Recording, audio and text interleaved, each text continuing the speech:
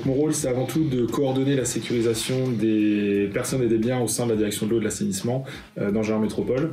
À ce titre, donc, je coordonne la sécurisation des ouvrages d'eau potable pour en garantir la fiabilité et la sécurisation et livrer à l'usager un produit fiable à la fois en qualité et en quantité suffisante. Alors la difficulté, c'est que nos ouvrages et nos réservoirs d'eau potable sont souvent dans des endroits isolés, sans présence humaine 24 heures sur 24, ce qui fait que nous sommes sujets à beaucoup de vandalisme, heureusement léger, majoritairement pour de la recherche de carburant ou de matériel. Néanmoins, il faut vraiment être vigilant car l'eau potable est vraiment une source de contamination potentielle et à grande échelle si nous ne sommes pas vigilants.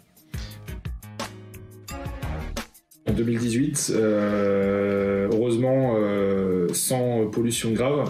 Néanmoins, il y a eu un accès à l'eau potable avec une ouverture de trappe.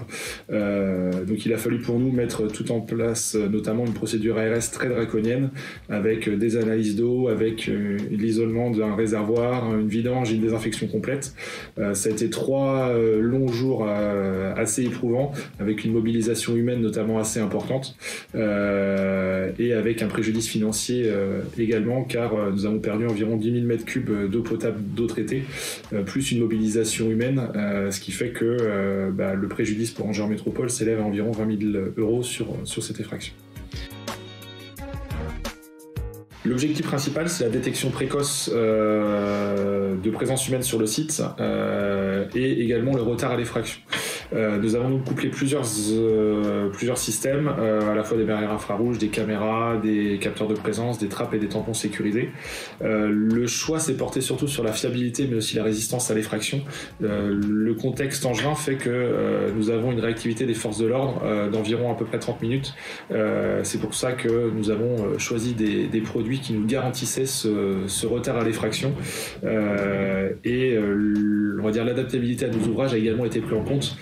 Bien évidemment, en tant que Français, nous avons regardé les industriels qui pouvaient nous proposer ces solutions et nous n'avons pas à rougir car ils nous proposent des produits tout à fait fiables et pérennes dans le temps. L'enveloppe pour Angers Métropole sur 2 ans s'élève à 300 000 €. Alors c'est certes une somme, néanmoins cela nous permet d'envisager et de garantir de fournir une eau sûre à nos usagers grâce à des produits pérennes et fiables.